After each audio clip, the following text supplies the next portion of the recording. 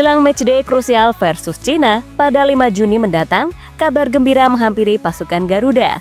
Mulai dari Kevin Dix yang sudah kembali menemukan sentuhannya usai kembali bergabung dengan skuad Garuda Merah Putih, lalu konsisten Kelvin Verdong yang baru saja dinobatkan sebagai fullback terbaik dunia, hingga Jay Itzes dan Emil Audero yang sudah tak sabar untuk menantikan laga versus Cina di GBK. Sedangkan Cina yang baru saja tiba di Jakarta kemungkinan baru akan melakukan sesi latihan pada malam nanti. Dan kedua tim akan mempersiapkan skuad terbaik karena mengingat laga ini cukup krusial.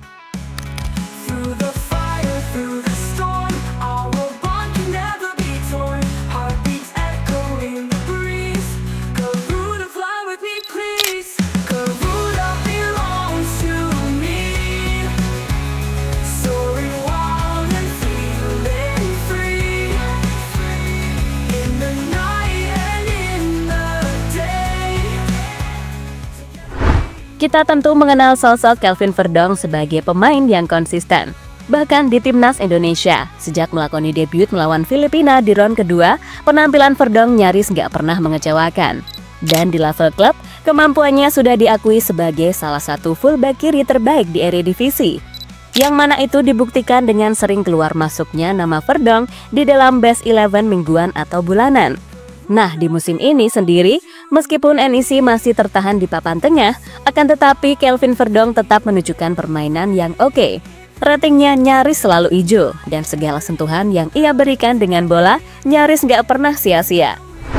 Musim ini sendiri, Kelvin Verdong mencatatkan total 33 pertandingan di Eredivisie, di mana dia berhasil mencetak total 2.852 menit bermain, mencetak 1 gol serta 1 assist. Lalu membuat 98% sentuhan, 93% aksi bertahan, dan Footmob memberikan nilai 7,3 atas penampilan Verdong selama 1 musim kemarin. Selain itu, Verdong juga baru saja dinobatkan sebagai fullback terbaik di dunia. Setelah salah satu platform analis sepak bola, yakni Data MB, menyajikan data mengenai fullback dengan aksi progresif paling banyak di 7 liga top Eropa. Siapa sangka, nama Verdong berada di posisi teratas dengan total 574 aksi progresif. Nilai yang didapat back NEC Nijmegen itu bahkan mengungguli para pemain top seperti ex-Manchester United Daley Blind. Untuk total aksi progresifnya, fullback milik Girona itu hanya mencatatkan 507 aksi progresif dan berada di urutan ke-7 dari 15 pemain yang ada. Sebagai informasi, aksi progresif merupakan upaya seorang pemain untuk membawa bola lebih dekat ke area gawang. Aksi ini biasanya dilakukan fullback untuk menciptakan peluang bagi timnya maupun untuk menembus pertahanan rapat lawan. Dan Verdong menjadi salah satu fullback yang sering melakukan aksi-aksi tersebut. Dan gak heran kalau dirinya ditunjuk sebagai fullback terbaik di Eropa musim ini.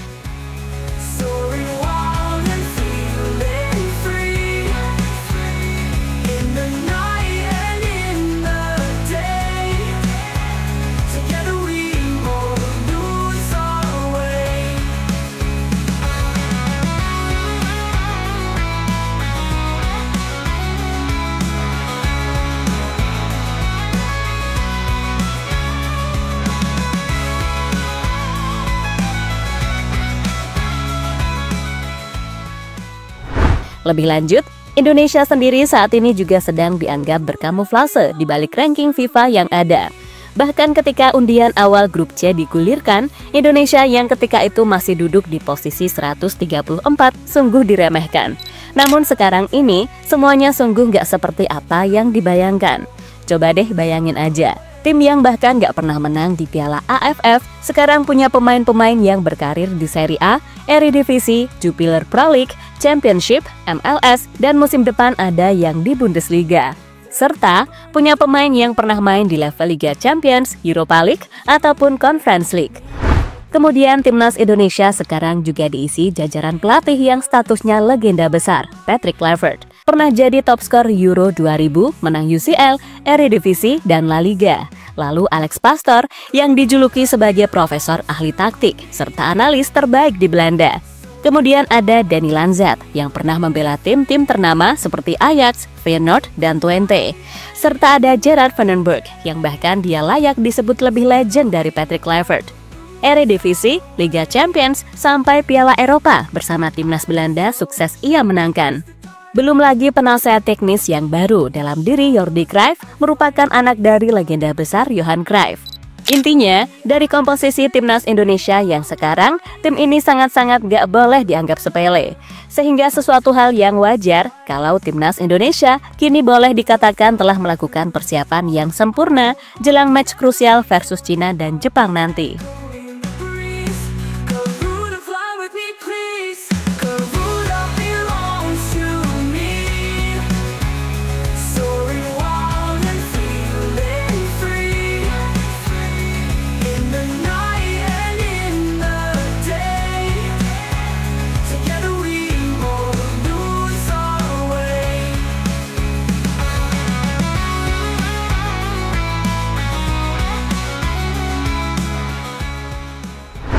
Kevin Dix kembali menemukan sentuhannya. Saat pemain Cina bicara soal tidak peduli dengan pemain naturalisasi, Kevin Dix justru kirim sinyal keras dari Eropa bukan dengan debat, tapi lewat pencapaian. Dix memang belum ikut TC di Bali, tapi bukan karena cedera, bukan pula karena malas. Ia masih punya satu misi penting, mengantar FC Copenhagen menutup musim dengan gelar. Dan hasilnya tuntas sempurna.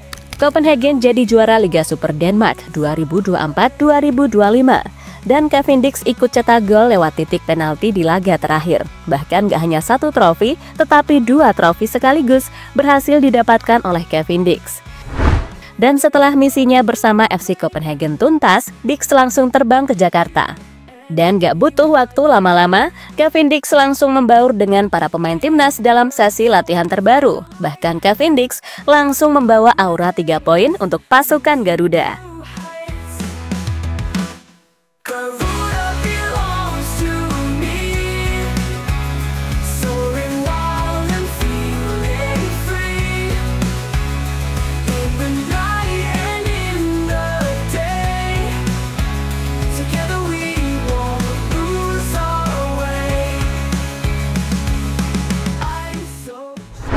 Cina datang tanpa pemain andalannya.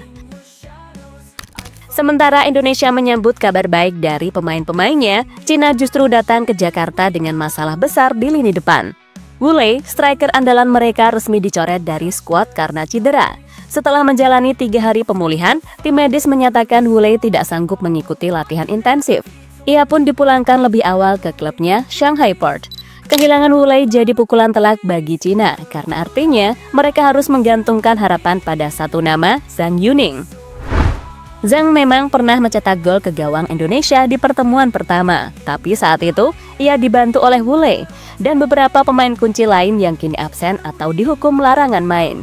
Setidaknya saat ini ada 3 pemain andalan Cina yang tidak dapat bermain lawan Indonesia.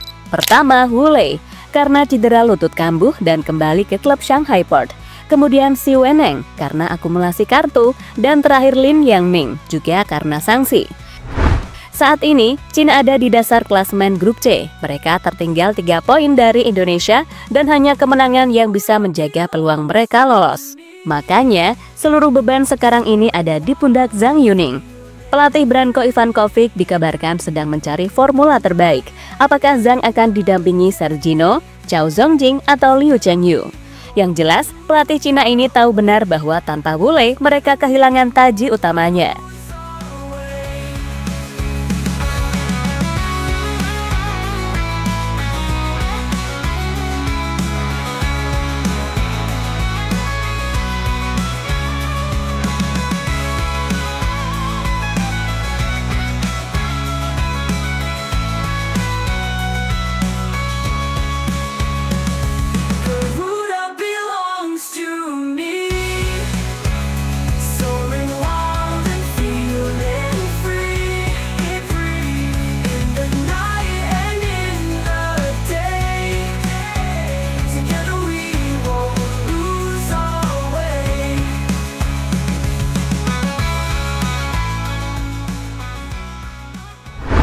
Cina datang dengan penuh kepanikan. Sementara itu, Timnas Cina baru saja menginjakan kakinya di Jakarta pada malam tadi, di mana para pemain dan staf pelatih tampak menunjukkan kepanikan yang luar biasa. Bukan panik karena lawan Indonesia ya teman-teman, tapi karena isu virus COVID-19 yang kembali menguat di kawasan Asia Tenggara. Sehingga bisa kita lihat ketika pemain Cina tiba, mereka semua memakai masker untuk mengantisipasi terpapar virus yang sempat meresahkan satu dunia tersebut. Sementara di sisi lain, para pemain Indonesia nggak ada tuh yang pakai masker, mereka justru tampak enjoy dan happy jelang menghadapi timnas Cina.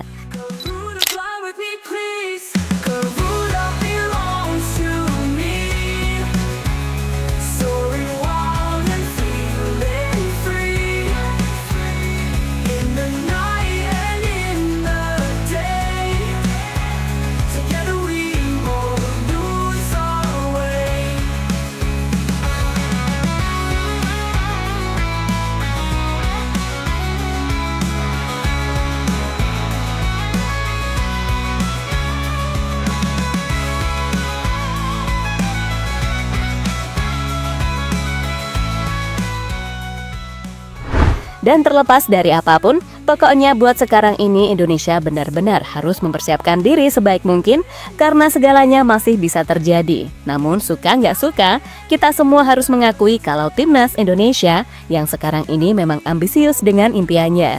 Namun perlu dicatat, ambisius yang dimaksud di sini bukan ambisius yang menghalalkan segala cara loh ya. Seperti misalnya main trik guling-guling ala-ala tim Tank Mania. Dan melihat segala gebrakan yang ada, tampaknya PSSI beneran bukan lagi mengincar posisi 3 ataupun 4, melainkan posisi runner-up, yang mana itu artinya sebuah tiket yang langsung lolos ke panggung impian. Ya mungkin di awal kita memang banyak diremehkan, tapi terbukti kita nggak akan pernah mau untuk membiarkan segala anggapan remeh itu jadi kenyataan. Karena apa? Ya karena Garuda tidak terlahir untuk berjalan, melainkan diciptakan untuk terbang.